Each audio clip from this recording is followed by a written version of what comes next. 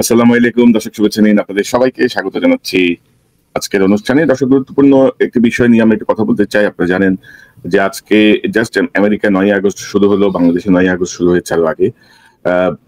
অন্তর্বর্তীকালীন সরকারের 1 বছর পূর্তি, কিন্তু অন্তর্বর্তীকালীন সরকারের 1 বছর পূর্তির কদিন আগেই আপনারা যেটি দেখেছেন সংবাদপত্রের বিভিন্ন খবরে, যে মেজর সাদেক নামে এক সেনা কর্মকর্তা, অর্থাৎ কর্মরত কর্তব্যরত সেনা কর্মকর্তা, তিনি এবং তার স্ত্রী মিলে বিভিন্ন জায়গায় গেরিলা প্রশিক্ষণ দিচ্ছিলেন এবং আমাদের দেশপ্রেমিক কিছু পুলিশ কর্মকর্তার বা অন্যান্য কিছু সূত্রের কারণে এই চক্রটি ধরা পড়ে এবং সেই চক্রের সাথে আমরা আরো জানতে পারি যে আরো বেশ কয়েকটি গ্রুপ কিন্তু এইভাবে জঙ্গি প্রশিক্ষণ দিচ্ছিল হাসিনাকে আবার ফিরিয়ে আনার জন্য, আওয়ামী লীগকে পুনর্বাসন করার জন্য। এবং সে অনুযায়ী আপনারা দেখছেন আমাদের শিরোনাম যে লেফটেন্যান্ট অবসরপ্রাপ্ত কাজী গুলশান আরা, আরেক সেনা কর্মকর্তা অবসরপ্রাপ্ত, তিনিও এই একটি প্রচেষ্টার সঙ্গে যুক্ত ছিলেন।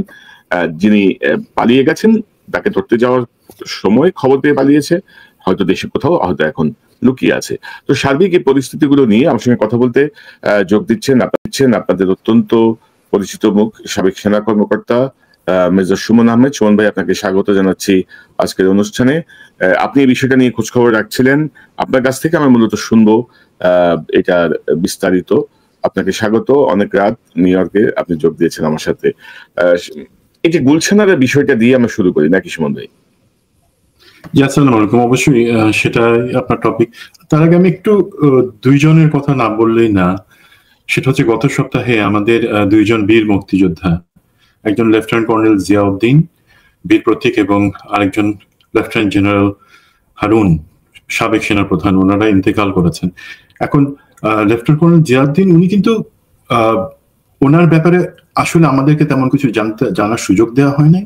উনি শুধুমাত্র যে একজন বীর মুক্তিযোদ্ধা ছিলেন তা না, ৭১ পরবর্তী যে মুজিবের যেই অপশাসন, বাকশাল, এই সবকিছুর বিরুদ্ধে উনি কিন্তু একজন প্রতিবাদী কণ্ঠ ছিলেন। উনি ভারতের আগ্রাসনের বিরুদ্ধে প্রতিবাদী একটা কণ্ঠ ছিলেন বলে কিন্তু ওনাকে চাকরি থেকে বরখাস্ত করা হয় এবং উনি আজীবন আমাদেরকে মিথ্যা কথা বলা হয়েছে ওনার সম্পর্কে। এবং জেনারেল হারুনের ব্যাপারে অবশ্যই বিভিন্ন লোকের বিভিন্ন মন্তব্য থাকতে পারে, বিশেষ করে আওয়ামী লীগের সেই প্রথম 96 থেকে 2001 শাসনের সময় উনি যেহেতু আওয়ামী লীগের পক্ষে ভোট চেয়েছিলেন, অবশ্যই সেটা একটা বিতর্কিত জিনিস ছিল। কিন্তু তার বাদে চিন্তা করেন, ডেস্টিনির ব্যাপারটি আমরা পুরো জানি না। সরকারের কয়েকজন মন্ত্রী ডেস্টিনি দখলের চেষ্টা করছিল, উনি তার প্রতিরোধ করতে গেছিলেন বলে ওনাকে জেলে যাইতে হয়েছে। শুধু এটুকু চিন্তা করেন, ধরেন আপনি যদি আওয়ামী লীগের সমর্থক হিসেবে থাকেন, ওনাকে কিন্তু আওয়ামী লীগের সময় জেলে যেতে হয়েছে। মামলা যদি আমরা দেখি, উনি কি 2001 সালে উনি সেনাপ্রধান ছিলেন? উনি কি 2001 সালের নির্বাচনকে প্রভাবিত করে আওয়ামী লীগকে জিতাইছেন? তা তো করেন নাই। এই সব দুইজন, আমি শুধু শ্রদ্ধা জানাচ্ছি দুজন বীর মুক্তিযোদ্ধাকে। দুজন বীর মুক্তিযোদ্ধাকে আমরা শ্রদ্ধা জানাই, কারণ ওনাদের বিষয়গুলো নিয়ে কথা বলতে গেলে হয়তো অনেক পক্ষে বিপক্ষে অনেক বক্তব্য আসবে। এবং ফরচুনেটলি আমি কিন্তু দুজনেরই ইন্টারভিউ করেছি, জিয়াউদ্দিন সাহেব এবং জেনারেল হারুন, দুজনের সঙ্গে আমার পরিচয় ছিল, যোগাযোগ ছিল। তো যাই হোক, আমরা তার আত্মার শান্তি কামনা করি, আল্লাহ তাদের অপরাধ ক্ষমা করুন, এই প্রার্থনা করতে পারি। এর বাইরে আমাদের কিছু করার নাই। তো সুমন্ত, আমরা আজকের প্রসঙ্গটা যদি আসি, যে মেজর সাদেক এবং এই যে লেফটেন্যান্ট কাজী গুলশান আরা, এই বিষয়টা নিয়ে যদি আপনি একটু আপনার পর্যবেক্ষণটা যদি তুলে ধরেন, মনে হয় ভালো হয়। জিনিসটা প্রথমত সেন্সিটিভ, এবং এই জিনিসটাতে বিশেষ করে মেজর সাদেকের ব্যাপারটাতে এখনো সেনাবাহিনী পর্যায়ে 2টা তদন্ত হচ্ছে এবং এর বাদে আমাদের গোয়েন্দা সংস্থা, পুলিশ, স্বরাষ্ট্র মন্ত্রণালয়, তারা জয়েন্টলি ইনভেস্টিগেশন করছে আলাদাভাবে। তো সেটাতে আমরা হয়তো সবকিছু কনক্লুসিভলি বলবো না, বাট তার আগে একটু কনক ভাই 2টা জিনিস একটু ক্লিয়ার করে নিই এই স্বার্থেই, যেহেতু সেন্সিটিভ জিনিস।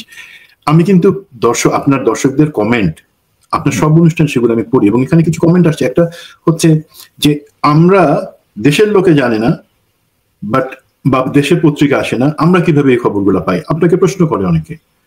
তো জিনিস আমরা তো জানি যে বাংলাদেশে কিন্তু ফ্যাসিবাদ হাসিনা পালায় তার শ্বশুর বাড়িতে ভারতে চলে যাওয়ার পরেও আমরা কিন্তু মুক্ত তথ্য বা স্বাধীনতা জায়গায় এখন আসি নাই। এখন অনেক নিয়ন্ত্রণ আছে, যে কারণে অনেক কিছু হয় এবং তখন আস্থা নিয়ে বা অতটুকু সাহস নিয়ে সেই জিনিসগুলো দেশের ভিতরে বলতে পারে না। বাট তারা চায় তারা আমাদের সাথে তথ্যগুলো যখন শেয়ার করে আমরা ভেরিফাই করি, সেটা বলি। শুধু আমি না, অন্য যারা আছে আমার বিশ্বাস সবাই সেটা করেন। সুতরাং আমরা পাই, দেশে পাচ্ছে না, সেটার মেইন কারণ হচ্ছে, আরেকটা হচ্ছে বলা হয় যে আমরা কেন বাংলাদেশে ফেরত যাই না বা সেখানে গিয়ে কিছু করি না কেন, বা এই ধরনের ঘটনাগুলো ঠেকানো। আমাদের সবার নামেই বিভিন্ন মামলা দেওয়া আছে এবং বাংলাদেশ এখন আমাদের জন্য নিরাপদ হয় নাই। এবং আজকে আপনার যে টপিকটা, সেটার ব্যাপারে যেটা বললে অনেকে হয়তো দর্শক প্রশ্ন করবেন, আমরা সেনাবাহিনীর বিরুদ্ধে কথা বলছি কেন, সেনাবাহিনীকে আমরা ঘৃণা করি কেন? না রে ভাই, আমরা সেনাবাহিনীকে ঘৃণা করি না। সেনাবাহিনী আমাদের জাতির সম্পদ, আমাদের। বাট আমরা যেটা করি, সেনাবাহিনীকে যাতে আরো কলঙ্কিত না করা হয়, সেই জায়গাতে আমরা চেষ্টা করি কিছু জায়গায় সাবধানের বাণী উচ্চারণ করার জন্য। সেটা সরকারের ক্ষেত্রেও, রাজনৈতিক দলগুলোর ক্ষেত্রেও। আমরা এনসিপি কে ভালোবাসি বলে এনসিপির কিছু ত্রুটি আমরা ধরাই দিই। সরকার, এই অন্তর্বর্তী সরকার, বিপ্লব পরবর্তী সরকারকে আমরা ভালোবাসি, তাদের কিছু ভুল ধরাই দিই। তেমনি ভাবে সেনাবাহিনীর ভিতরে যে এলিমেন্টটা আছে, যারা এখনো বিপ্লবের চেতনাকে ধারণ করতে পারে নাই বা বুঝতে পারে নাই, তাদেরকে আমরা কিছু কিছু জিনিস দেখাই দেওয়ার চেষ্টা করি যে তোমরা এখন পর্যন্ত তাদেরকে সরাও নাই। এবং আরেকটা যেটা অনেক দর্শক, আমি কেন পতিতা হাসিনা বলি, ভাই আমি কিন্তু পতিতা বলে কোনো প্রফেশনকে হেয় করি না। কারণ যে কোনো প্রফেশনকে যদি আমি হাসিনার সাথে তুলনা করি, তারা তো আরো লজ্জা পাবে। হাসিনার নাম নিয়ে তাদেরকে আমি অসম্মান করতে চাই না। জিনিস হচ্ছে, আমার আসলে বাংলা আমি তেমন একটা দক্ষ না। আমার ধারণা ছিল পতিত এরশাদ বলতাম আমরা যেভাবে, সেটার স্ত্রীলিঙ্গ হবে হয়তো পতিতা হাসিনা, সেইভাবে আমি ব্যবহার করছি। তো আমি হয়তো কারেকশন করার চেষ্টা করব। এখন আসি মেজর সাদেকের ব্যাপারে। এই জিনিসটা নিয়ে পত্রপত্রিকায় লেখালেখি হয়েছে, বিভিন্ন চ্যানেলে আসছে। তো দর্শকরা মোটামুটি যেটুকু আসছে জানেন যে সে একজন সার্ভিং অফিসার রামু গ্যারিসনে ছিল এবং সে চাকরিরত থাকা অবস্থায় বেশ কয়েক মাস ধরেই ঢাকা এবং তার আশপাশে বিভিন্ন পর্যায়ে বেশ কয়েকশো আওয়ামী লীগ, যুবলীগ এবং তাদের যে সমমনা আছে তাদেরকে বিভিন্ন ধরনের ট্রেনিং, যেটাকে আপনি কারেক্টলি বলছেন যে গেরিলা ট্রেনিং দিচ্ছিল মেইনলি। মানে যখন একটা আন্দোলনের বই ধরনের একটা সময় বা সুযোগ আসবে, সেই সময় যাতে তাদেরকে ব্যবহার করে রাজপথ দখল, যমুনা দখল এবং একই সাথে টিভি স্টেশন বা অন্যান্য জিনিসগুলো জ্বালাপোড়া করা বা দখল, এই ধরনের একটা ধারণা বা এক্সারসাইজ সে করতেছিল। এখন এই সমস্ত জিনিস এবং বলা হচ্ছে যে সেনাবাহিনী এবং পুলিশ একসাথে মিলে যৌথ বাহিনী তাকে ধরে।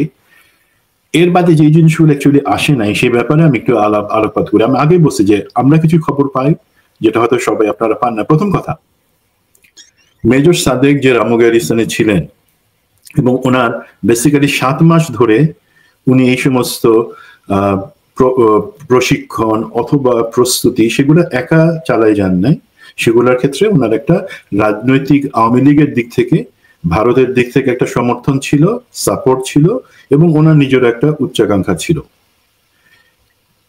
বলা হচ্ছে একদিক থেকে তার পরিবার বলতেছে সে সিক ছিল, চিকিৎসার জন্য সে ঢাকায় ছিল। এটা কোনো আর্মির নিয়মে কভার করে না। সে চিকিৎসার জন্য কথা বলতেছিল সবার কাছে যে তার ট্রিটমেন্ট চলতেছে, বাট এটা কোনো নিয়ম বা নীতির মধ্যে পড়ে না। সুতরাং সাদেকের পুরো ব্যাপারটাকে আমি আর্মির কমান্ড চ্যানেল বা কমান্ড চেইনের ফেইলিয়ার বলবো। কিভাবে দেখেন, সাদেক সত্যি অসুস্থ হয়ে পড়ছিল 8 মাস আগে, 9 মাস আগে। তখন তাকে কিন্তু হেলিকপ্টারে করে ইভ্যাকুয়েট করে সিএমএইচে নেওয়া হয়। পরবর্তীতে সেখানে বেশ কয়েক সপ্তাহ থাকবার পরে তখন তার মাথায় সম্ভবত চিন্তা আসে এবং তার আশপাশে যাদের সাথে সে শেয়ার করছে সেখান থেকে আমি জানি তার মাথায় আসে যে আচ্ছা, আমার তো কোনো ভবিষ্যৎ নাই। সাদেকের শ্বশুর ছিল retired major general Jahangir Harun, যিনি পিজিআর এর কমান্ডার ছিলেন হাসিনার ওখানে দুইবার। হ্যাঁ, উনি আশপাশে তার চেহারাগুলো দেখেন, জেনারেল আজিজ, পিছনে জেনারেল তারেক সিদ্দিক এবং মাঝখানে তো আমাদের সেই হাসিনা। তো উনি আস্থার লোক হিসেবে পিজিআর এর কমান্ডার ছিলেন এবং তার আগে দুইবার উনি ডিজিএফআই তে চাকরি করেছেন গুরুত্বপূর্ণ পদ এবং দুইটাই ইলেকশনের সময় গুলাতে ছিলেন এবং পরবর্তীতে তিনি জেনারেল অফিসার কমান্ডিং হিসেবে কুমিল্লাতে ছিলেন 2022 সাল পর্যন্ত। তো মেজর সাদেক মোটামুটি হয়তো চিন্তা করছে যে তার শ্বশুর তো আর মানে তার শ্বশুরের কারণে একটা পরবর্তীতে একটা নির্বাচিত সরকার আসলে তার তো কোনো ভবিষ্যৎ নাই, বরঞ্চ 5 বছর পরে যদি আওয়ামী লীগ আসে কোনোভাবে বা আনা যায়, সেক্ষেত্রে সে একজন হিরো হয়ে যাবে, সে একজন বিপ্লবী হয়ে যাবে।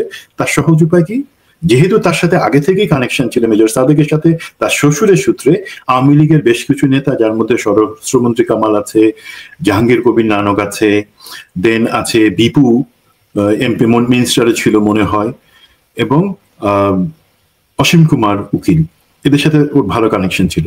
তো সে তাদের সাথে যোগাযোগ করে বলে যে আমি যদি এই ধরনের একটা ট্রেনিং বা কিছু করতে চাই। জি বলেন কনক ভাই, আপনি মিউটেড আছেন, আপনি আনমিউট করে বলেন। এখানে আমার একটা প্রশ্ন, আপনি যে বলছিলেন সে অসুস্থ হয়ে হসপিটালে আসলো, তো হঠাৎ তার মাথায় আসলো, এখন একটা সার্ভিং অফিসার অসুস্থ হয়ে সিএমএইচে আসলো, এবং আপনি যদি দেখেন যে এখানে আমাদের অন্তর্বর্তীকালীন সরকারের যে ফেলিয়ারটা, ধরেন আমাদের আর্মির অফিসার এবং দেশ রক্ষার কাজে অর্থাৎ কাউন্টার ইন্টেলিজেন্সের জন্য আমাদের বেশ কিছু ডিপার্টমেন্ট আছে কিন্তু না, DGFI, army security unit, ASU, MI, তারপর ধরেন আমাদের এনএসআই, এতগুলো বাহিনী যাদের একটা অন্যতম মানে দায়িত্ব হচ্ছে সার্ভিং অফিসারদের গতিবিধি লক্ষ্য রাখা। সেই জায়গাটায় এই অফিসার এটা কিভাবে ভাবতে পারলো? এই অফিসার এই সিএমএইচ থেকে কিভাবে রিলিজ হলো?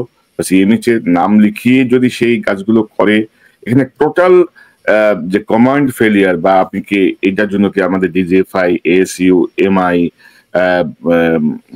তারপরে এনএসআই, এদের ব্যাপারে আপনি কি পর্যবেক্ষণ, কি আমি একটু সংক্ষেপে আপনার কাছ থেকে শুনতে চাই। আমরা এই পর্যন্ত যে টাইমলাইনটা বললাম, মানে এই বছরের গত বছরের ডিসেম্বর পর্যন্ত, সেই পর্যন্ত কিন্তু আমি এটা তাদের ব্যর্থতা বলবো না, বিকজ তখন পর্যন্ত সে কিন্তু একটা নিয়মতান্ত্রিক অবস্থা ছিল।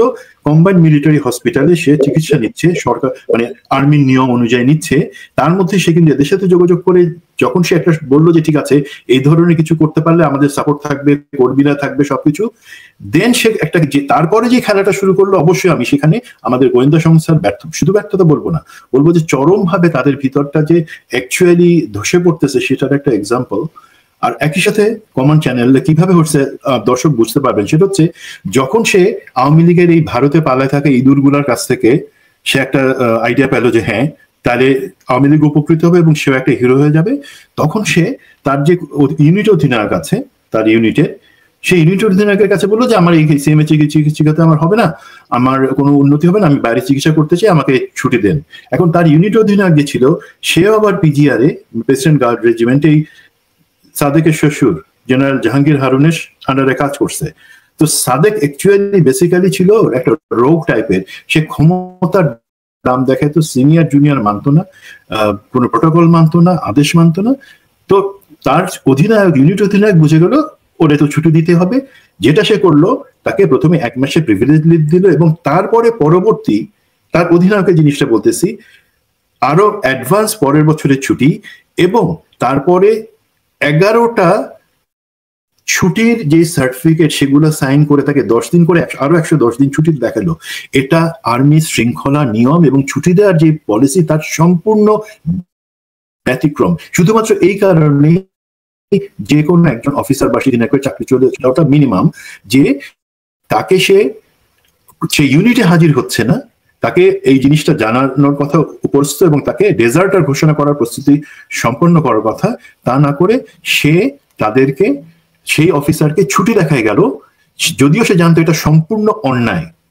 সেটা তাদের ব্রিগেড কমান্ডার যে আছে রামুতে, সেও জানলো একটা পর্যায়ে এসে, সেও কিন্তু উপরে জানালো না।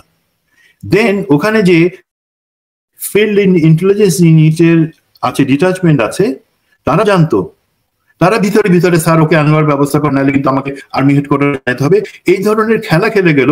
কারণ সবাই তাকে চিন্তা করলো সে মেজর জেনারেল জাহাঙ্গীর হারুনের জামাই, সুতরাং তাকে তো কিছু লিভারেজ দেওয়া যায়। এর মধ্যে আমরা আবার চিন্তা করার সুযোগ আছে, এটা কি শুধুমাত্র তাকে একটা অন্যায় সুবিধা দেয়া, নাকি কিছু কিছু লোক সেই জিনিসটা জানতো যে সে আসলে কি করতেছে, সেই জায়গাটা তাকে সাপোর্ট করার জন্য জিনিসটা লুকায় রাখা, যে একটা সার্ভিং অফিসার যে ইউনিটে 7 মাস ধরে হাজির নাই, তাকে আমরা এটা চিন্তার বাইরে। 12 ঘন্টা যদি কোনো অফিসার বা সৈনিক হাজির না থাকে স্টেশনে, সাথে সাথে সেটা উপরস্থ কমান্ডার আর্মি হেডকোয়ার্টারে জানায়, এবং সেই অনুযায়ী আইদার তাকে খোঁজার ব্যবস্থা করা হয়, অথবা একটা নির্দিষ্ট সময় পার হয়ে গেলে তাকে ডেজার্টার ডিক্লেয়ার করে ধরে আনার ব্যবস্থা করা হয়। এর কিছুই হয় না। কিন্তু কেন হয় নাই? আমরা খুব সাদা চোখে মনে করতে পারি তার অধিনায়ক, তার ব্রিগেড কমান্ডার, তারা তাকে লুকায় রেখে একটা অসুস্থ মানুষ অন্যায় সুবিধা দিতে চাইছে। তার তো চিকা অন্য কোথাও হতে পারতো, নিয়ম অনুযায়ী হতে পারতো, যদি তার বাট এখানে সন্দেহ করার যথেষ্ট কারণ আছে যে লোকে জেনে বুঝে যে সে কিছু একটা ঘুট পাকাইতেছে, সেটা জানবার পরে তাকে সে সুবিধাটা দিছে।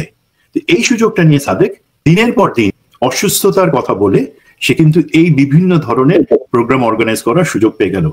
এবং এর মাঝে ইউনিট অধিনায়ক আবার 3 বার জেনারেল জাহাঙ্গীর হারুনের সাথে কথা বলে তাকে বললো যে স্যার আপনার জামাই তো ওকে সাদেককে ইউনিটে ফেরত আসা দরকার, নাহলে ইন্টেলিজেন্স অর্গানাইজেশন গুলো রিপোর্ট করে দিবে, আমরা এখনো টাকায় রাখছি। তো সে বললো যে না, জিনিসটা চাপায় রাখো, যারা ফোন করছে উনি কোথায় তাকে পাঠাবেন তা না বলে বললো ও তো জিদি। তো এই জিনিসটা আমরা যখন সাদেকের জিনিসটা আনলাম এখানে, অ্যাকচুয়ালি আপনার হেডিং এ যেটা বলা আছে যে সাদেকের সহযোগী ছিল লেফটেন্যান্ট রিটায়ার্ড গুলশান আরা। আমার যতটুকু ইনফরমেশন সেখানে কিন্তু বেসিক্যালি লেফটেন্যান্ট রিটায়ার্ড গুলশান আরা জিনিসটার মূল পরিকল্পনা দিচ্ছেন। আমি আসছি আপনার কাছে, কিন্তু ধরেন এই পর্যন্ত কি আজকে আপনার নেটে কোনো সমস্যা হচ্ছে? ভালো সমস্যা হচ্ছে আমি দেখছি, আপনার সাউন্ডেও হঠাৎ একটু প্রবলেম হচ্ছে, এটা আমি দেখছি। আমি জানি না, আপনার তো স্মুথ ছিল সবকিছু, হঠাৎ করে কেন এই সমস্যাটা আজকে দেখতে পাচ্ছি আমি। যাই হোক, তো আপনার এই পর্যন্ত ধরেন সাদেকের সিইও বা তার যে অধিনায়ক যারা ছিল বা এই উপদস্থ উপরের কাউকে কি কোনো ধরনের এই অভিযুক্ত করা হয়েছে কিনা, বা কাউকে কোনো ধরনের কোনো ব্যবস্থা নেওয়া হয়েছে কিনা আপনি জানেন কিনা?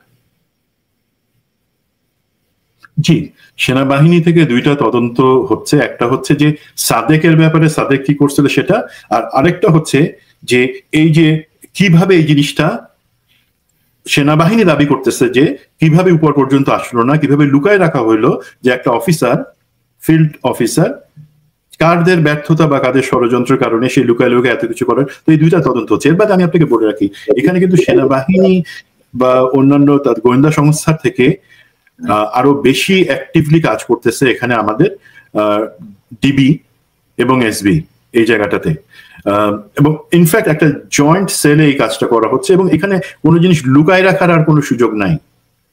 এখানে কোনো জিনিস আর লুকায় থাকবেন এটা আপনারা নিশ্চিত থাকতে পারেন। বিকজ দেখেন, আপনারা জানেন মেজর সাদেকের স্ত্রী সুমাইয়া, ওনাকেও অ্যারেস্ট করা হয়েছে গত 2 দিন আগে, এবং ওনার কাছ থেকেও কিন্তু তারা তথ্য পাচ্ছে। আর আমরা যদি আসি এখানে, এই যে মেজর সাদেকের সহযোগী হিসেবে আপনি লেফটেন্যান্ট রিটায়ার্ড গুলশান আরার কথা বলতেছেন, অ্যাকচুয়ালি সে ছিল মাস্টার মাইন্ড। এখন এই গুলশান আরা, তার ব্যাপারে সে ফেসবুকে যথেষ্ট অ্যাক্টিভ, এবং বেসিক্যালি সে যখন কমিশন পায় তার আগে, মানে এই জিনিসটা একটু সেন্সিটিভ এই কারণে যে তারা যখন ট্রেনিং শুরু করে তখন আসলে আমি বাংলাদেশ মিলিটারি একাডেমিতে একজন প্লাটুন কমান্ডার হিসেবে ছিলাম। তারা আমাদের এই ব্যাচগুলো আমাদের মেয়ের মতো, ছেলের মতোই ছিল। তো বাধ্য হয়ে আমাকে বলতে হচ্ছে, বিকজ কেউ যদি অন্যায় করে সেটা আমরা জানি, সেখানে কে আমার কলেজের বড় ভাই, কে আমার ভাই বা বোন, কে আমার মেয়ের মতন ছিল, সেটার থেকে উপর কথা হচ্ছে তার অন্যায়টা আমরা এক্সপোজ করব এবং জানবার চেষ্টা করব। তো আমি এখানে এই গুলশান আরার ব্যাপারে একটু একটা ক্লিপ যদি দেখাই আমি। ধরেন গুলশান আরা অ্যাকচুয়ালি নিজেকে পরিচয় দেয় হচ্ছে একজন উদ্যোক্তা হিসেবে, তার বেশ কিছু ভেঞ্চার আছে। তিনি সাম্প্রতিক সময় তিনি একটা সিকিউরিটি কোম্পানিতেও জয়েন করেছেন। তার হাজবেন্ড কিনা আমি জানি না, বেশ কিছু ছবি দেখলাম। তো তার আবার ধরেন ব্যাপক প্রচারণার একটা আমি পাইলাম। আমি যদি আপনাকে একটু দেখাই যে ধরেন কাজী গুলশান আরা, তার ব্যাপারে ধরেন ইনকিলাবের পত্রিকায় আমিরাতের সফল ব্যবসায়ী নারী উদ্যোক্তার ব্যাপারে নিউজ হয়েছে। আব্দুল হামিদ সাহেবের সঙ্গে তার ভালো সম্পর্ক ছিল, প্রেসিডেন্ট। তার ব্যাপারে অনেক পত্রিকায় বিভিন্ন সংবাদ প্রকাশিত হয়েছে বিভিন্ন সময়। অর্থাৎ একটু এক্সপোজ করার একটা ব্যাপক প্রবণতা আমরা দেখেছি আর কি তার। হ্যাঁ, এবং তিনি বেশ মোটিভেশনাল স্পিচ দেন, তিনি মানুষকে মোটিভেট করার জন্য অনেক কথাই বলেন। আমি একটু শোনাবো আপনাদেরকে, তারপর আমরা একটু অন্য প্রসঙ্গে যাবো। 7 rules to success and entrepreneurship, rule 1. So আপনারা যতটুকুই যান, যত দূরেই যান না কেন, লাইফের এই যে সময়টা যে আমি কি করব বা আমি যেটা করছি সেটাকে আমি ওন করি কিনা, আমি কতটুকু ওন করি, আমি চাকরি দিব, চাকরি নিব, সবাই যদি চাকরি দেয় চাকরিটা করবে কে? তো এরকম কিছু বক্তব্য তার ছিল। এবং আমি যদি দর্শকদেরকে দেখাই, পাশাপাশি সাদেকেরটাও দেখাবো আমি। ধরেন এটা হচ্ছে তার ফেসবুক পেজ কাজী গুলশান আরা, এবং ধরেন আমি যদি কাভার ছবি যদি আপনি দেখেন, থানায় মামলা হোক, বাড়িতে হামলা হোক, তবুও বলবো আমি জয় বাংলার লোক। অর্থাৎ মানে খুনিদের সমর্থনে এই কাজী গুলশানারা তার প্রোফাইল পিকচারে তার আব্বার ছবি দেয়া, এবং ধরেন নানা ধরনের কমেন্টস, নানা ধরনের গুজব, নানা ধরনের বিষয় নিয়ে এসে একের পর এক লিখে গেছে। ডক্টর ইউনূসকে নিয়ে লিখে গেছে, হাসিনা, মুজিব, তার পরিবারকে নিয়ে এসে একের পর এক পোস্ট করে গেছে। এগুলো আসলে ধরেন যাদের দেখার কথা তারা কেউ দেখে নাই। এবং আমি যদি আপনাকে দেখাই যে আমাদের মেজর সাদেক, তার যে ফেসবুক পোস্ট গুলা, আমি যদি এখানে একটা সংকলন করেছি তার ফেসবুক পোস্ট নিয়ে, ধরেন সে ১৬ মুজিবরের, লক্ষ মুজিবরের জাতির পিতার জন্মবার্ষিকীর শুভেচ্ছা, শাহাদাত বার্ষিকীর বিনম্র শ্রদ্ধা, মানে সে কিন্তু সার্ভিং অফিসার, তার ফেসবুকে কিন্তু এগুলোতে ঠাসা একেবারে। হ্যাঁ, এবং ধরেন যে সবই পলিটিক্যালি মোটিভেটেড, তার ছবি ধরেন অনেকটা ইউনিফর্ম, এটাকে কি বলে, আমি কমব্যাট ড্রেস পরে সে মুজিবের ছবির সামনে দাঁড়ায় ছবি দিচ্ছে। তো এগুলো ধরেন আসলে সরকার পরিবর্তনের পরে এগুলো কিন্তু ফিল্ড ইন্টেলিজেন্সের কাজ, এগুলো কিন্তু এএসইউর কাজ, এমআই এর কাজ, এগুলো নিয়ে সর্ট আউট করা, কারা অনেক বেশি ডিভোটেড ছিল, কারা এই বিষয়টা মেনে নিতে পারে নাই, হাসিনার এই পলায়ন, তারা কোনো ভূমিকা রাখবে কিনা, মানে দেশের স্বার্থেই এই জিনিসগুলো লক্ষ্য রাখার দরকার ছিল। তো এগুলো রাখে না, এগুলো তো এক ধরনের ব্যর্থতা। এগুলো নিয়ে আপনি একটু টাচ করেন, আমাদের আলোচনা একটু অ্যাড করেন আপনার বক্তব্য, কিন্তু গুলশানের ব্যাপারটা একটু বিস্তারিত আপনার কাছ থেকে শুনতে চাই। জি, তো গুলশানারা যখন কমিশন পায় তার আগেই কিন্তু ট্রেনিংরত অবস্থায় তার বিরুদ্ধে একটা শাস্তিমূলক ব্যবস্থা নেওয়া হয়, যেটাকে আমরা বলি যে চারিত্রিক মানে মোরাল টার্পিচুডের কারণে যে অভিযোগটা ছিল যে সে তার মহিলা কার্ড ব্যবহার করে, নারী কার্ড ব্যবহার করে কিছু অ্যাডভান্টেজ নেওয়ার চেষ্টা করেছিল। বাট তারপরে লেফটেন্যান্ট থাকা অবস্থায় 2 বছরের মধ্যে চাকরিতে কমিশন পাওয়ার পর থেকে দেখা গেল যে সে এই কার্ডটা খুব ঘন ঘন খেলতেছে বিভিন্ন জায়গায়, এবং বিভিন্ন তার কলিগস, আমরা তো কলিগস, এখানে ইউনিফর্ম, আমরা চেহারাকে মেয়ে ছেলে সেটা দেখার সুযোগ থাকে না, আমার পাশে আমার কলিগ, আমার পাশে একজন ইউনিফর্ম পরা আছে, দ্যাটস এনাফ। বাট সেই ক্ষেত্রে সে এই মহিলা কার্ড ব্যবহার করে বেশ কিছু অফিসারকে বিভ্রান্ত করা বা তাদেরকে প্রলুব্ধ করার খেলা খেলছিল, যেই কারণে অ্যাকচুয়ালি তাকে চাকরি থেকে বের করে দেওয়া হয়। দ্যাটস প্লেন অ্যান্ড সিম্পল, আমি ভিতরে যাচ্ছি না, খুবই নোংরা জিনিস। চাকরি থেকে বের হয়ে যাওয়ার পরে অ্যাকচুয়ালি সে এমপি হওয়ার বা নারী উদ্যোক্তা, আপনি যে জিনিসগুলো দেখালেন সেই ধরনের কিছু জিনিস শুরু করে। একটা জিনিস চালু আছে যে সে দুবাইতে একটা প্রমোদ বাড়ি মেনটেন করে, মানে সেখানে লোকে ফুর্তি করার জন্য যায় বাংলাদেশ থেকে, সেটা সে মেনটেন করে, সেটা তার আয়ের উৎস। আর বাংলাদেশে এবং অন্যান্য জায়গায় সে নিজেকে পরিচিত একজন নারী উদ্যোক্তা হিসেবে পরিচিতি দিয়ে বিভিন্ন, আপনারা দেখেন যে বিভিন্ন জায়গা থেকে মিডিয়াতে সে বিভিন্ন ফেভার পায়, এবং এই ফেভারটা অ্যাকচুয়ালি সে আনছে কিভাবে, সে যে কোনো ভাবে আমাদের প্রাক্তন president general mister Abdul Hamid, তার সাথে সে যোগাযোগ স্থাপন করে, এবং সে কথিত আছে সে নিজে এবং তার কিছু পরিচিতদের মাধ্যমে আব্দুল হামিদকে তারা সার্ভিস দিত। সেই সার্ভিস দেওয়ার এক পর্যায়ে সে বাধা মনে করে এবং জেনারেল হামিদের অফিস থেকে অ্যাকচুয়ালি এই গুলশানারাকে প্রমোট করার জন্য বিভিন্ন জায়গায় পত্রিকা, মিডিয়া, অফিসগুলোতে নির্দেশ দেওয়া হতো যে তাকে প্রমোট করো, তার সম্পর্কে।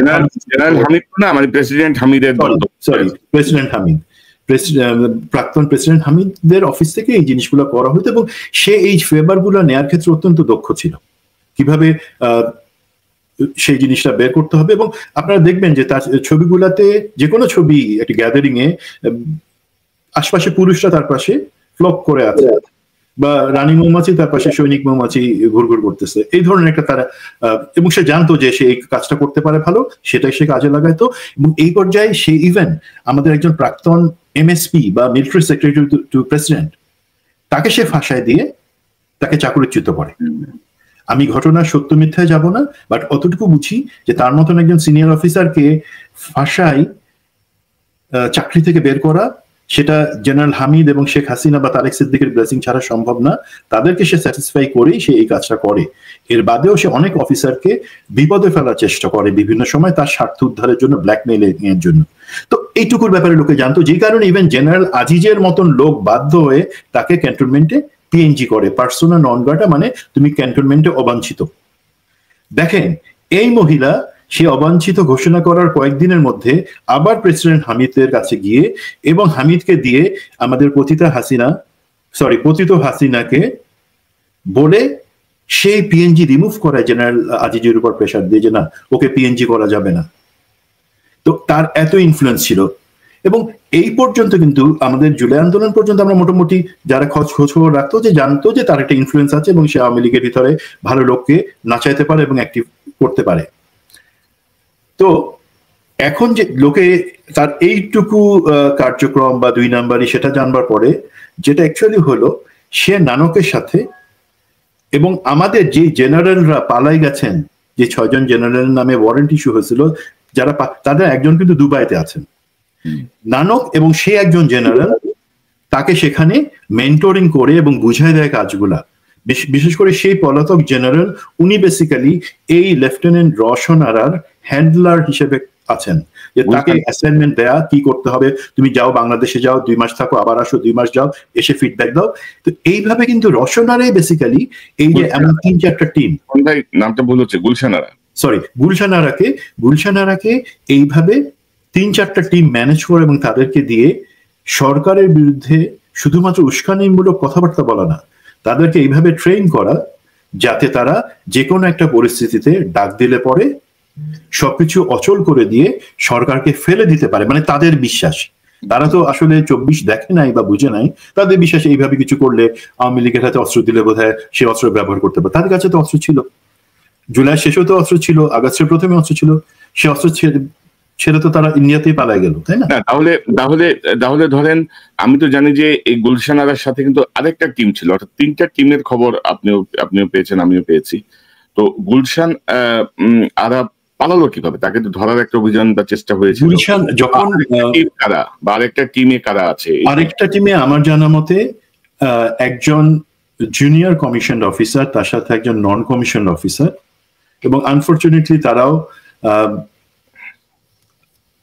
সার্ভিং তারা ছিলেন, যেটা আমি যতটুকু খবর পাইছি। এবং এই যখন বেসিক্যালি সাদেককে ধরবার আগে তো অ্যাকচুয়ালি আরো কিছু লোককে যখন ধরা হয়, তাদের কাছে এই পরিকল্পনার কথা, এই ধরনের কার্যক্রমের কথা যখন জানা যায়, সবাই মেজর সাদেক যেহেতু একজন সার্ভিং অফিসার, তার ব্যাপারে ফোকাস দিয়ে সেনাবাহিনীর সাথে কোঅর্ডিনেশন করে তাকে কিভাবে ধরা হবে সেটা প্ল্যান করে। একই সাথে তারা কিন্তু জানতে পারে যে অ্যাকচুয়ালি আরো সেল আছে এবং এটার লিড করতেছে লেফটেন্যান্ট গুলশান আরা। বাট তারা যে ভুলটা করে, আমি বলবো যে আমাদের গোয়েন্দারা এখানে, সেনা এবং পুলিশ গোয়েন্দা সবাই অ্যাকচুয়ালি অ্যাক্টিভলি কাজ করছে ধরবার জন্য, বাট কেন ফেল করছে সেটা একটা বড় কোশ্চেন থাকে। বিকজ গুলশান আরার যে অফিস কালশিতে ছিল, সরি মিরপুর 11 নম্বরে, নাম হচ্ছে কালশি কুঞ্জ, সম্ভবত আপনার কাছে ছবি থাকতে পারে, কালশি কুঞ্জের একটা ছবি। সেখানে সে অফিস করে বেসিক্যালি সেখানে রিটায়ার্ড এবং সার্ভিং অফিসাররা আসতো, যারা তার সাথে আওয়ামী মনোভাবের লোকজন আসতো। এবং এখানে কারা আসতো, তার সেনাবাহিনী রিটায়ার্ড এবং সার্ভিং এর পরিচয়ের বাদে ইম্পর্টেন্ট হচ্ছে, ধরে নিব তারা সবাই ভারত বা রয়ের লোক বা তাদের এমপ্লয় করা লোক। তারা সেখানে আসতো এবং সেই অফিসে সাদেককে ধরার সাথে সাথেই তারা রেইড দেয়। বাট হ্যাঁ, এইখানে এই যে কালচি কুঞ্জ, সেখানে তারা রেইড দেয়, বাট সেখানে পায় না কাউকে। এবং আর একটা গ্রুপ যারা কাজ করতেছিল ব্রাহ্মণবাড়িয়াতে, তাদেরকেও পায় না, তারা সম্ভবত আখড়া সীমান্ত দিয়ে ওই পাশে চলে গেছে দেশ পার হয়ে। তো এই দুইটার সময় সাদেককে ধরার আশপাশের সময় পায় নাই, তার কারণ সাদেককে ধরার সাথে সাথে অ্যাকচুয়ালি গুলশান আরা দুবাইতে চলে গেছে পালায়, সে ফ্লাইটে করে গেছে। বাট যখন এইটা যত তাড়াতাড়ি এই জিনিসটা হওয়ার কথা ছিল, অথবা যতটা ইনফরমেশন সিক্রেসি মেনটেন করে তাদেরকে ধরবার দরকার ছিল, সেই জায়গায় আইদার তথ্য ফাঁস হয়ে গেছে, গুলশান আরা সেটা জানতে পেরে সাথে সাথে চলে গেছে, অথবা সে ধারণা করতে পারছে যে সাদেক যেহেতু ধরা পড়ে গেছে, এখন তো জিনিসগুলো বের হয়ে আসবে, সুতরাং আমি আগেই পালাই যাই, যেহেতু কোনো না কোনো ভাবে ওকে জয়েন্ট ইন্টারোগেশন সেলে সে সব বলে দিবে।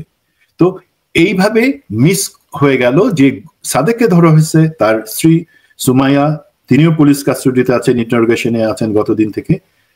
বাট আমাদের দরকার ছিল এই লেফটেন্যান্ট গুলশান আরাকে ধরা, তাহলে জানা যেত অ্যাকচুয়ালি নেটওয়ার্কটা তারা কিভাবে প্ল্যান করতেছে, এইখানে ভারতের রয়ের ইনভলভমেন্ট কতটুকু, আওয়ামী লীগের যারা পালায় আছে যে ইঁদুরগুলা, তারা কতটুকু অ্যাক্টিভলি এটা সাপোর্ট করতেছে, দেশের ভিতরে কিভাবে কারা কারা। আমি যতদূর জানি অসীম কুমার উকিল এই জিনিসটা কোঅর্ডিনেশন করবার কথা, কোন জায়গায় কত লোক হবে, কোন মিটিং এ কত হবে, তারা কিভাবে পরে গিয়ে গ্রাম পর্যায়ে আবার সেগুলাকে ট্রেনিং দিবে।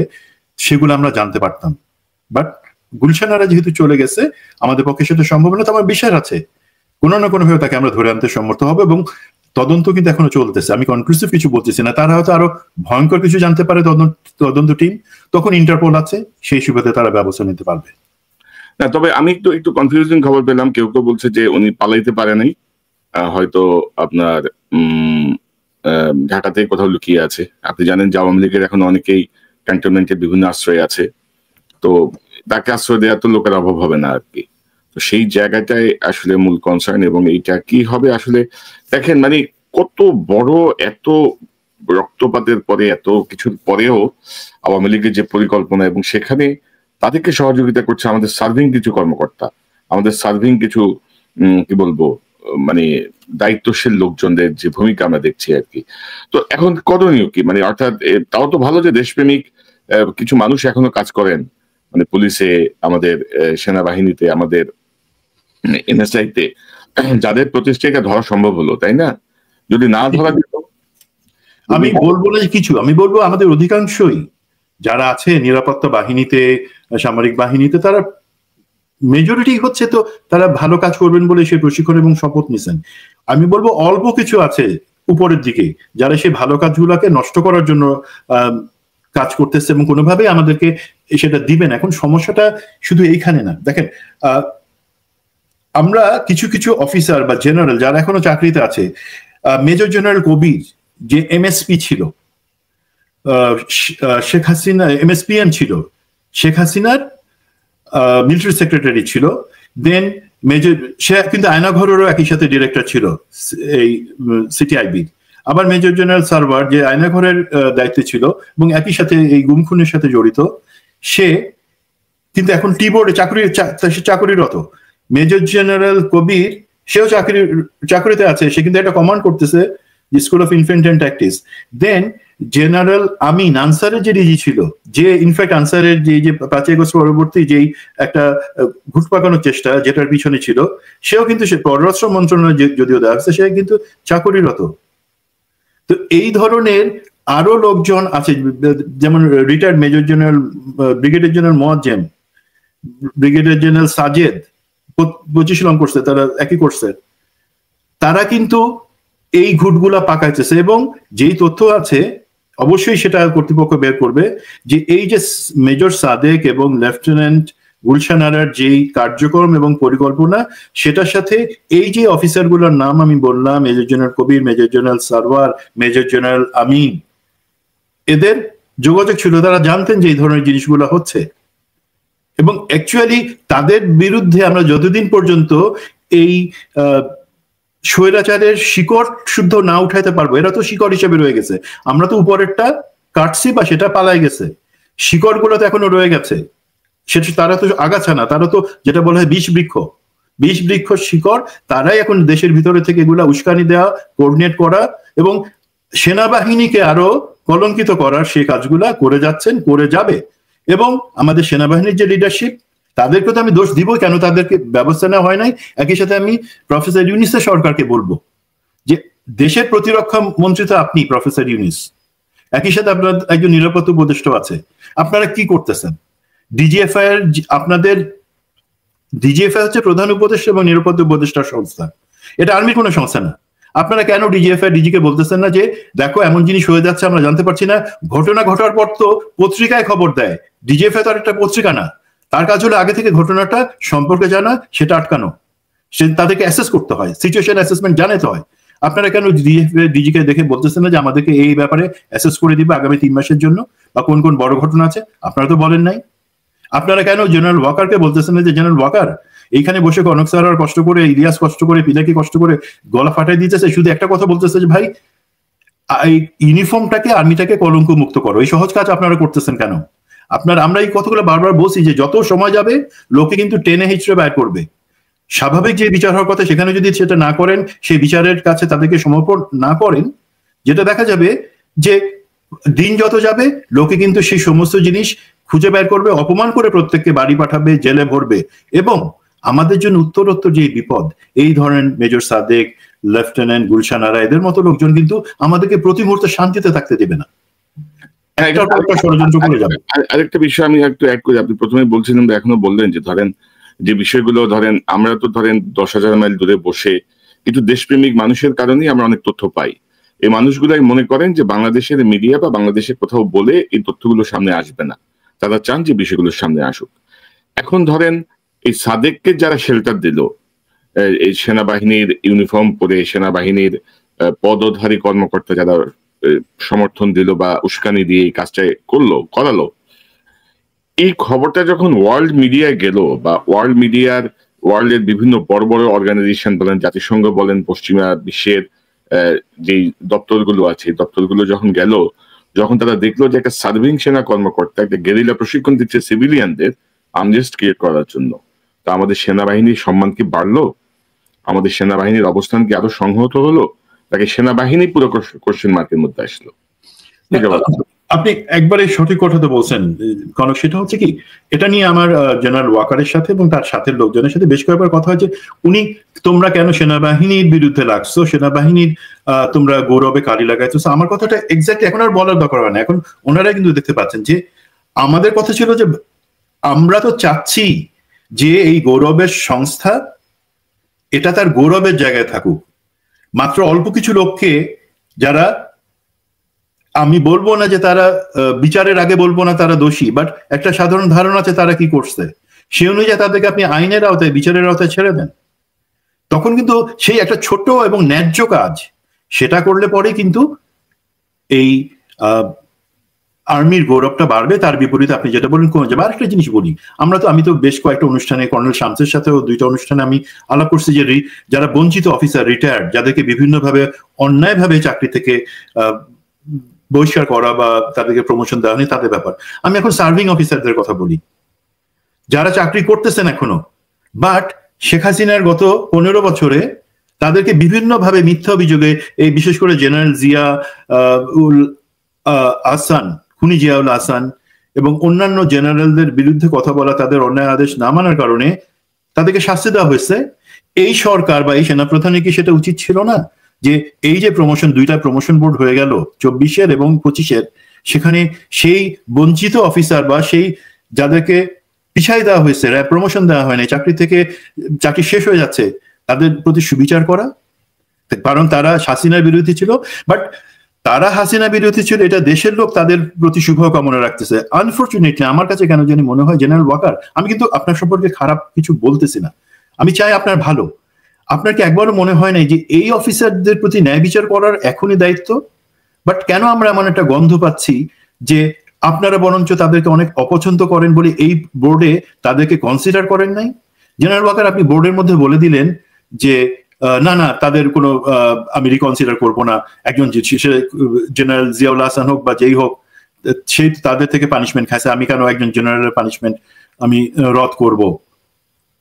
স্যার, এই জিনিসগুলা কিন্তু জেনারেল অফিসার কমান্ডিং বা জিওসিরা ফেরত গিয়ে তাদের অফিসারদের জানায় দিয়েছে, ভাই আমরা তো প্রমোশন দিতে চাইছিলাম কিন্তু চিফ তো মানেন না, চিফ তোমাদের কত জিনিসটা রিকনসিডার করতে চান না। আপনার জেনারেলরা কিন্তু আপনার মতন ওই চিন্তায় যায় না, তাদের বুদ্ধি অনেক চিকন, তারা ঠিকই ভিতরে গিয়ে আপনার কাছে সমস্ত লাগাই দিছে।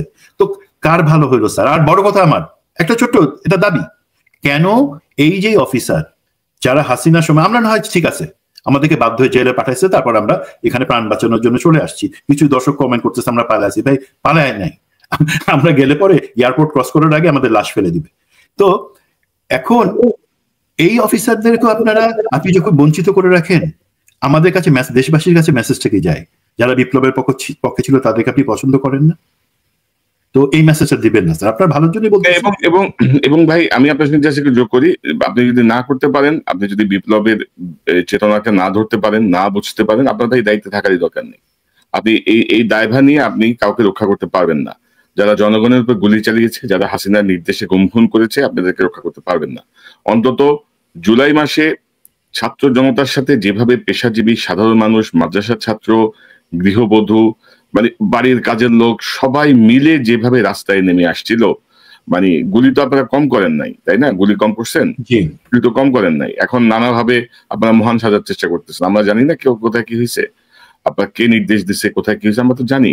আমরা এখনো ধরেন বৃহৎ স্ট্যাবিলিটির জন্য অনেক কথাই বলছি না, কিন্তু আমরা তো বলবো, আমরা কেন বলবো না? আপনারা যদি ঘাটতারামি করেন, আপনারা যদি মনে করেন যে আপনারাই সব, সেটা তো হবে না। বুঝতে হবে, জনগণের পালস বুঝে কাজ করতে হবে। অন্তত হাসিনা যে ফিরবে না এই জিনিসটাই আপনারা এখনো বুঝতেছেন না। 1 বছর তো পার হয়ে গেল, এখন এটা বুঝতেছে না, অনেকেই বুঝতেছে না।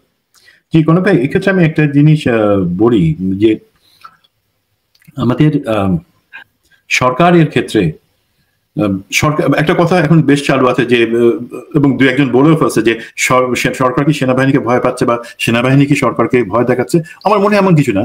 যেটা হচ্ছে সরকারের যে দায়িত্বগুলো বা কাজগুলো নেওয়ার কথা, যেমন ফোর্সেস গোল 2030, কিছুদিন আগে আমাদের একটা মর্মান্তিক বিমান দুর্ঘটনা হয়ে গেল। অন্যান্য জায়গায় আমার মনে হয় সরকারের উচিত বাহিনীগুলার উপর আরো কর্তৃত্ব কায়েম করা, 1 নাম্বার। 2 নাম্বার, সেক্ষেত্রে যদি সরকার মনে করে যে কেউ ফেল করতেছে অথবা সে সেই স্পিরিটের সাথে যাচ্ছে না, সরকার তার মতো করবে, কাকে রাখবে কাকে রিপ্লেস করবে সেটা সরকার বুঝবেন। আর বাহিনীর ক্ষেত্রে যে দায়িত্বটা হচ্ছে, বাহিনীকে বুঝতে হবে যে তাদের হয়তো এখনো শেষ সুযোগ আছে। এবং ধরেন এই যে আমরা বিজিবির কিলিং বর্ণনার ব্যাপারে আপনার সাথে আমার 6-7 মাস আগে একটা প্রোগ্রামে আমরা বলছিলাম, তারপরে কিন্তু আমাকে বিভিন্ন দিক থেকে অনেক জেনারেল ফোন করে বলছে যে কিভাবে এই জিনিসটা বললা না বুঝে। দেখেন তখন আমরা ভিডিও বা ছবি কিছু দিতে পারি না, বাট আমরা প্রতিটা কথা পিন পয়েন্টে বলছিলাম, আপনি আর আমি।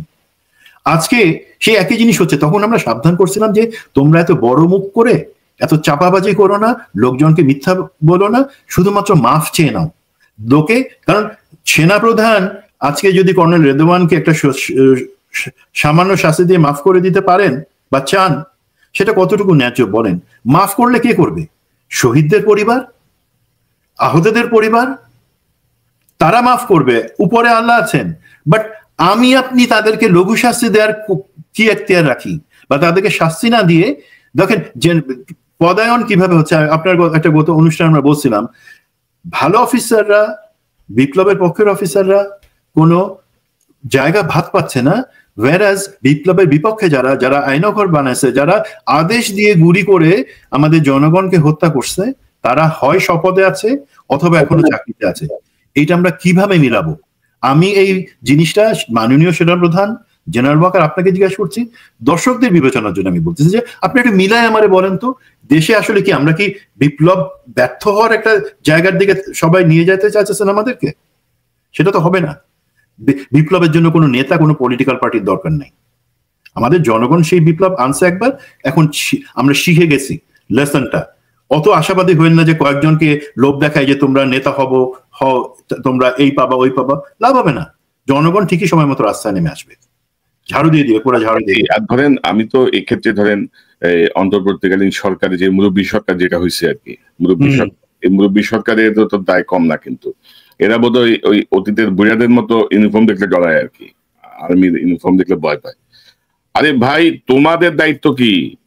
তো এটা তো তোমাদের লুক আফটার করার কথা। ওয়াকার সাহেব তো তার দলের দিকে টানবেই, ধরে নিলাম।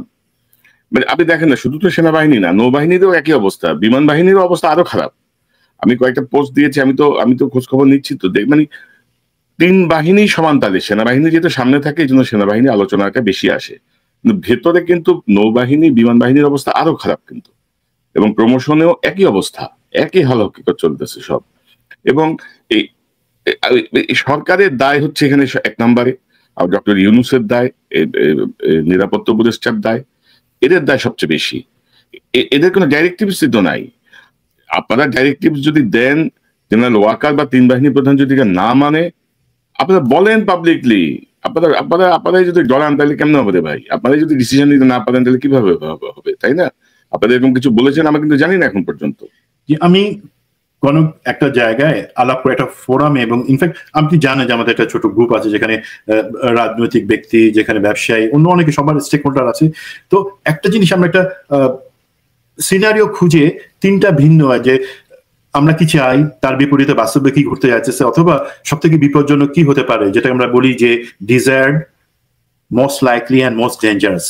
এই জায়গাটা অ্যাসেসমেন্ট করে আমরা যেই জায়গায় আসলাম, তাতে কিন্তু দেখা গেছে এখন যে আমরা চাই যে না একটা রিফর্মস হোক, বিচার হোক, বিশেষ করে এই জুলাই এবং বিডিআর বা অন্যান্য যেই হত্যাকাণ্ড, শাপলা চত্বর, সেই মূল বিচারগুলা হোক, সংস্কার হোক, রাজনৈতিক জায়গায় নির্বাচনের ব্যাপারে একটা ঐক্যমত আসুক, কি পদ্ধতিতে হবে, আমাদের পরবর্তী কিভাবে সেনাবাহিনী এবং অন্যান্য বাহিনী সেটা চাই, বাট তার বিপরীতে কি হচ্ছে প্র্যাকটিক্যালি যে দেখা যাবে হয়তো যে আগের সিস্টেমে সবকিছু ঠিক রেখে কোনো মতো একটা গোজামিলের সংস্কার বা এই ধরনের কিছু হয়ে একটা নির্বাচন দিয়ে এই সরকার চলে যাওয়ার চিন্তা করবে।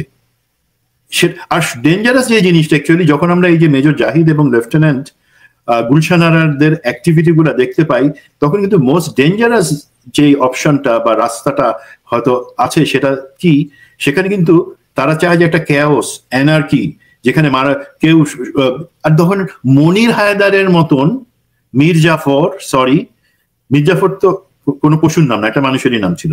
মনির হায়দারের মতন মীর জাফর ধান্দাবাজ যখন একটা আমাদের একটা কমিশনের দায়িত্বে প্রফেসর আলী রিয়াজের সাথে থাকে, তখন আপনি সাধারণ বুদ্ধিতে বলি তার কাজই হবে রাজনৈতিক দলগুলোর মধ্যে আরো ডিস্টেন্সিং তৈরি করা, যে hey political parties you go away. সে একজনের মহিলা স্বভাবের মানুষ, একজনের কথা আরেকজনের কাঁধে লাগাই, আরো দূরত্ব তৈরি করবে, এইটাই তার দায়িত্ব, এবং মাঝখান থেকে টাকা খাবে। ঐক্যমত্য কমিশনটা নিয়েই তো প্রশ্ন আছে, প্রশ্নবোধক তৈরি হয়ে গেছে, এবং সর্বশেষ তারা যে ঘোষণাপত্র দিল সেই ঘোষণাপত্রের পরে তো এই পণ্ডিতদের পাণ্ডিত্য নিয়েই তো আমি সন্দেহান হয়ে পড়ছি।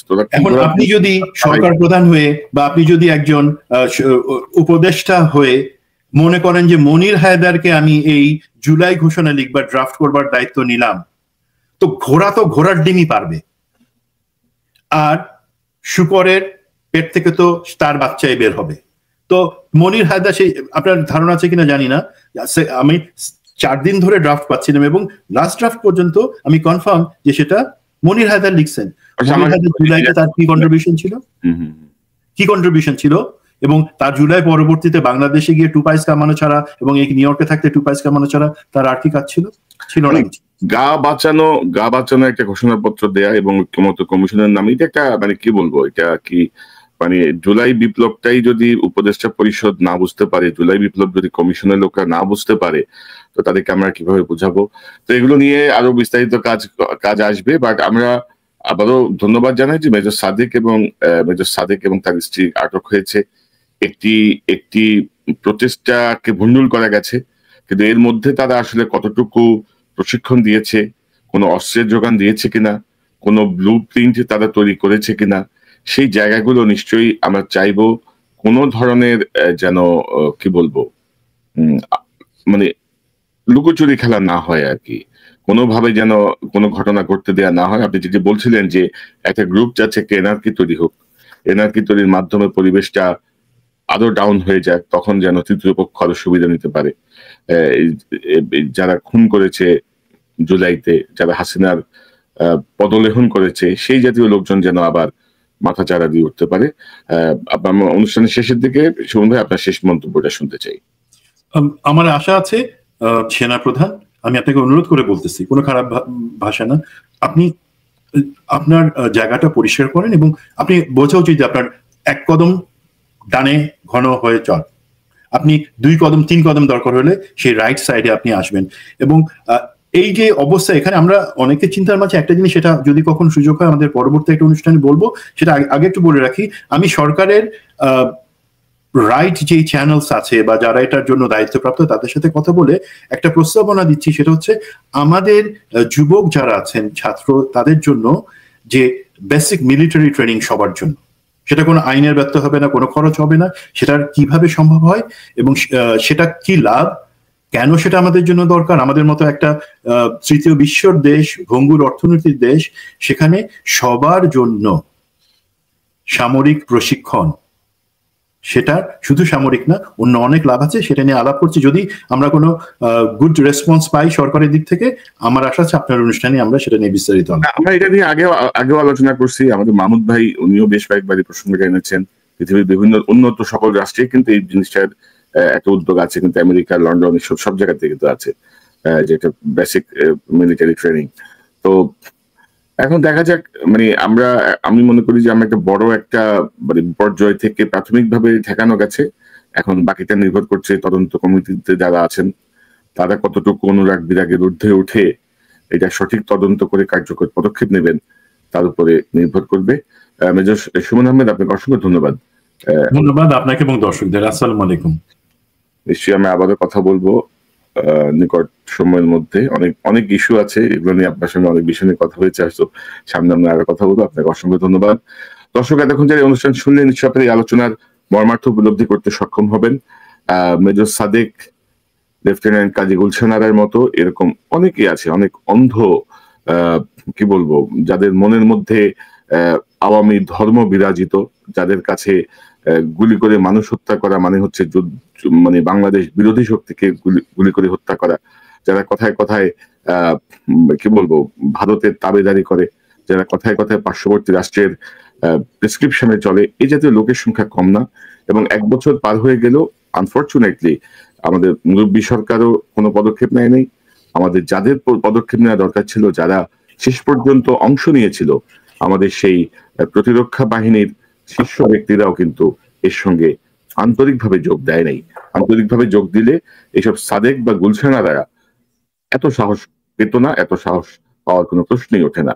এবং এই সাদেক গুলশানারাদের পেছনে সার্ভিং কোন কোন শক্তি এখনো তাদেরকে শক্তি জুগিয়েছে, সেটি নিশ্চয়ই তারা বের করতে সক্ষম হবেন। আমাদের গোয়েন্দা পুলিশ যে অসাধারণ কাজ করেছে তাদেরকে ধন্যবাদ দিতে চাই। এবং সেনাবাহিনী, আমাদের গোয়েন্দা সংস্থা বা অন্যান্য সকল বাহিনীতে কেউ যদি মনে করেন যে এই জাতীয় দেশদ্রোহী কর্মকাণ্ডকে ভিন্ন খাতে প্রবাহিত করার চেষ্টা চলছে, দয়া করে আমাকে সঙ্গে সঙ্গে বিস্তারিত জানান। নিশ্চয়ই আমি এই বিষয়গুলো জনগণের সামনে, জাতির সামনে তুলে ধরবো। আমাকে ইমেল করার ঠিকানা konokservanews@gmail.com। দর্শক, এই চ্যানেলটি সাবস্ক্রাইব করে আমাদের পাশে থাকুন, এই চ্যানেলের মেম্বারশিপ নিয়ে আমাদের পাশে থাকুন। আবারও দেখা হবে ইনশাল্লাহ। আসসালামু আলাইকুম। প্রিয় দর্শক, দেশ কিংবা দেশের বাইরে যে যেখান থেকে বসে ভিডিওটি দেখছেন, সবাইকে অনেক অনেক ধন্যবাদ এবং ভালোবাসা জানাচ্ছি। প্রিয় দর্শক, আশা করি পুরো ভিডিওটি দেখেছেন এবং বুঝতে পেরেছেন দেশের যে পরিস্থিতি, সেই পরিস্থিতি নিয়ে আলোচনা করা হলো। দেশের যে অবস্থা, সেই অবস্থা নিয়ে আলোচনা করা হলো। অত্যন্ত গুরুত্বপূর্ণ আলোচনা করা হয়েছে। সেই সাথে জুলাই ঘোষণাপত্র নিয়ে যে আলোচনা আমরা দেখেছি, সব দলই মতামত প্রকাশ করেছে। অনেকে আলোচনা করেছে, অনেকে সমর্থন করেছে, অনেকে সমর্থন করেন নাই, অনেকে সমালোচনা করেছেন। বিভিন্ন দল তাদের আসলে যেখানে যেখানে স্বার্থে বেজেছে, তারা তাদের স্বার্থ নিয়ে কথা বলেছে। যেখানে তাদের আসলে মনে করেছে যে তারা এই বিষয়টি লিখলে জুলাই ঘোষণাপত্রে তাহলে ভালো হতো, কিন্তু সরকারের পক্ষ থেকে লেখা হয়নি, এক্ষেত্রে তারা দ্বিমত পোষণ করেছে। জামাত দ্বিমত প্রকাশ করেছে, এছাড়া আমরা দেখলাম বিএনপি তারাও দ্বিমত প্রকাশ করেছে।